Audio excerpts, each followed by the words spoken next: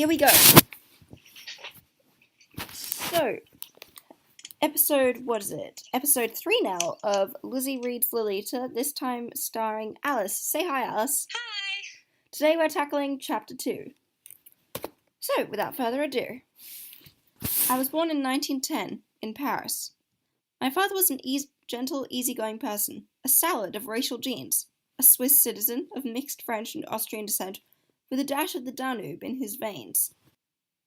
Well, one would presume so, given that the Danube is, near. Like, it's not exactly far from Austria, so aren't you kind of repeating yourself? Yeah, kind of makes sense. It's like amplification, you don't really need to say that stuff. True. I'm going to pass around in a minute some lovely glossy boot picture postcards. Oh dear God, Humbert can reach through computer screens. Be a sec. Okay, pause. Wait, no. There we go, unpaused. Alright. He owned a luxurious hotel on the Riviera. His father and two grandfathers had sold wine, jewels, and silk, respectively. Sounds cool. It does. At 30, he married an English girl, daughter of Jerome Dunn, the alpinist and granddaughter of two Dorset parsons, experts in obscure subjects. Paleopedology and Aeolian harps, respectively. Was this guy just flashing around his thesaurus or something? Like, really, why? I think Nabokov's trying to show how pretentious the character is, but paleopedology, studying dinosaurs' feet? Yeah. Okay then, and Aeolian harps. That's to do with, Harps relating to the god of wind? Right. I'm not even sure. My very photogenic mother died in a freak accident, picnic lightning, when I was 3, and save for a pocket of warmth in the darkest past, nothing of her subsists within the hollows of dell of my memory, over which, if you can still stand my style, I am writing under observation, the sun of my infancy had set. Oh, okay, it makes sense why he's writing the way he does then. Well, I think he's trying to confuse the senses. No. Either that or he's just padding it out for reasons. Possibly. Pause it again, please. Okay. Unpaused again. Alright. Where were we? Yes. Nothing of her subsists within the hollows and dell of memory, over which, if you can still stand my style, bracket, I am writing under observation, the sun of my infancy had set. I love the way he's writing. It's beautiful. Surely you all know those redolent remnants of day suspended, with midges about some hedge in bloom, or suddenly entered and traversed by the rambler, at the bottom of a hill, in the summer dusk. A fairy warmth, golden midges. What? That makes total sense. What? What do you mean, what? The sentence is 1, 2, 3, 4, 5, 6 lines long. Okay, read it again. My very photogenic mother died in a freak accident. Bracket, picnicking, comma, lightning, end bracket, when I was 3. And, save for a pocket of warmth in the darkest past, nothing of her subsists within the hollows and dells of memory, over which, if you can still stand my style, bracket, I am writing under observation, and end bracket, the sun of my infancy had set. Surely you all know those redolent memories of day suspended with midges, about some hedge in bloom, or suddenly entered and traversed by the rambler, at the bottom of the hill in the summer dusk, a fairy warmth, golden midges. But that's like beautiful writing. How can you not like that sentence? The metaphor is overextended. I like it. But he's got such a traumatic past, though. How is this dramatic? Because his, mum died in a freak accident. When he was 3. Exactly, that's traumatic. Quote, nothing of her subsists within ... my memory. Exactly. He doesn't remember her. You can't be He's traumatized by never something had you don't remember. feminine influence in his life. No wonder he's such a complicated character. He's never had that nurturing influence from his mother. Oh no? Listen. My mother's elder sister, Sybil, whom a cousin of my father's had married and then neglected, served in my immediate family as a kind of unpaid governess and housekeeper. Somebody told me later that she had been in love with my father and that he had lightheartedly taken advantage of it one rainy day and forgotten it by the time the weather cleared. I was extremely fond of her, despite the rigidity. What? The fatal rigidity. Sorry. He like go back to his father, whatever. That's just weird and gross. I'm just gonna put it out there. To have sex with the sister once the mother is dead? Yeah. Why? Because it's like wrong and just weird. A traumatic childhood. Oh my god.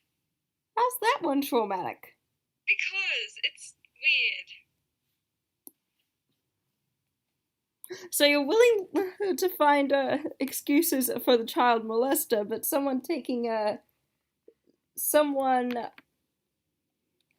having sex with their late wife's sister is weird and traumatic. Yeah. Right. Somebody told me later that she had been in love with my father and that he had lightheartedly taken advantage of it one rainy day and forgotten it by the time the weather cleared. That was the sentence. I was extremely fond of her, despite the rigidity, the fatal rigidity, of some of her rules. Perhaps she wanted to make of me, in the fullness of time, a better widower than my father. Aunt Sybil had pink-rimmed azure eyes and a waxen complexion. She wrote poetry. She was poetically superstitious. She said she knew she would die soon after my 16th birthday, and she did. My father, her husband, a great traveller in perfumes, spent most of his time in America, where he eventually founded a firm and acquired a bit of real estate. I think that counts as a maternal influence, don't you? Possibly, But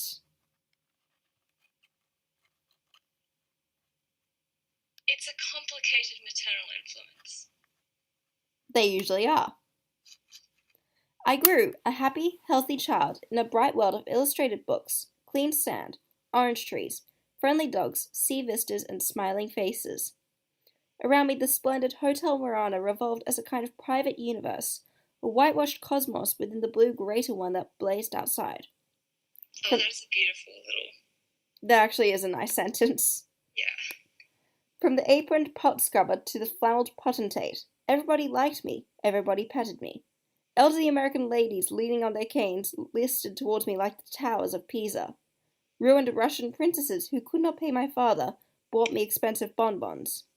He, mon cher petit papa, took me out boating and biking, taught me to swim and dive, and water ski, read me Don Quixote and Les Miserables, and I adored him and respected... Don Quixote.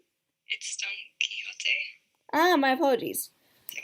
Read to me Don Quixote, was it? Yeah. It's Spanish. Right. Yeah.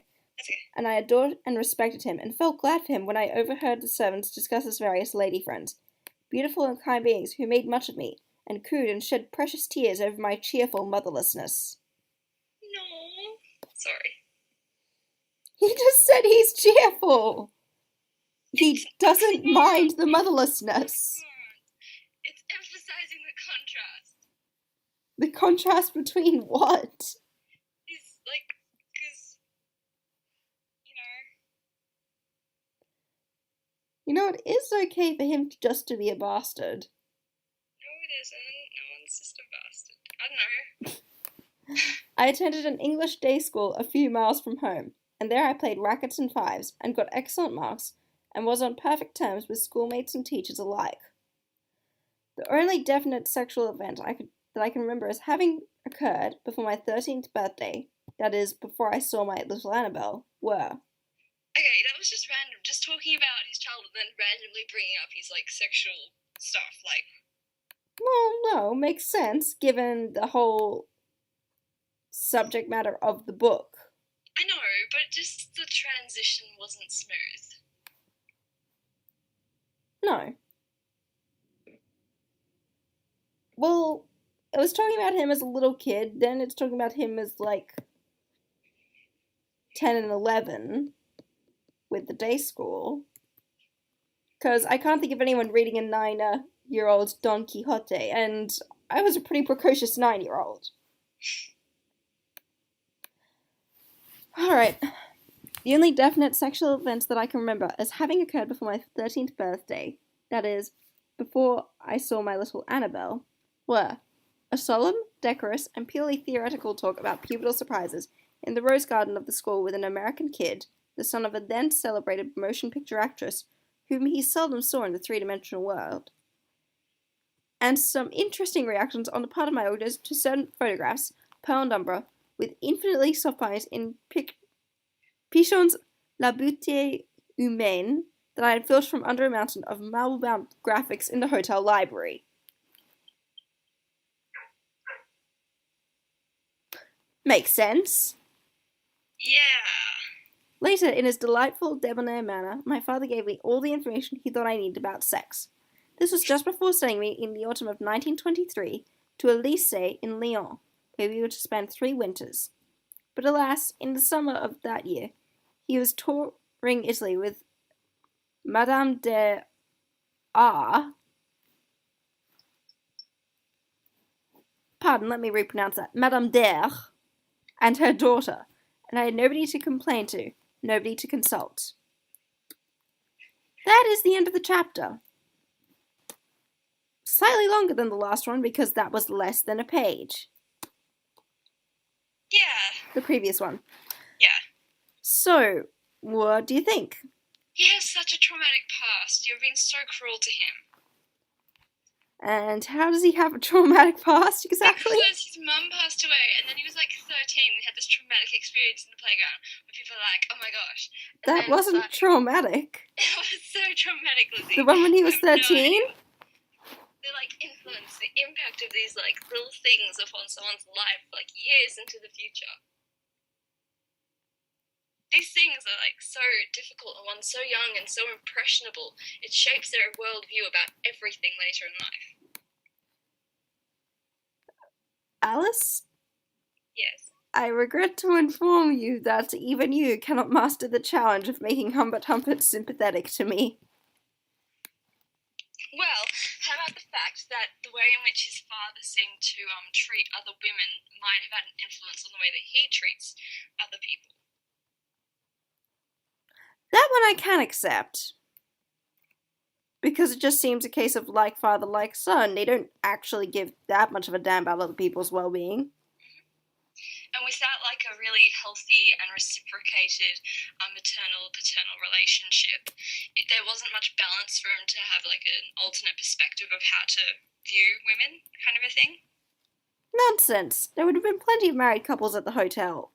Sure, but it wouldn't have been like the same kind of intimacy and like everyday exposure. Everyday exposure? He lived in the hotel. Yeah. No, he could have quite easily chosen them for a model. But he didn't. He did not. And can you really blame someone who's so young? Like, I don't know. To be honest, yes. That's a bit harsh. 10 years old is perfectly old enough to distinguish between a good way to treat someone else and a bad way.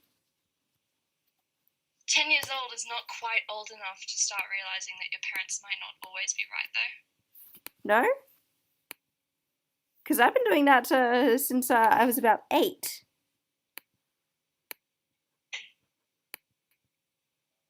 I don't know, maybe it like depends. But anyway, this would explain why the character is just the way that he is. Oh, I don't think we've got a full explanation yet. That's next chapter's job. So, see you everyone. See you. Thus ends chapter 2.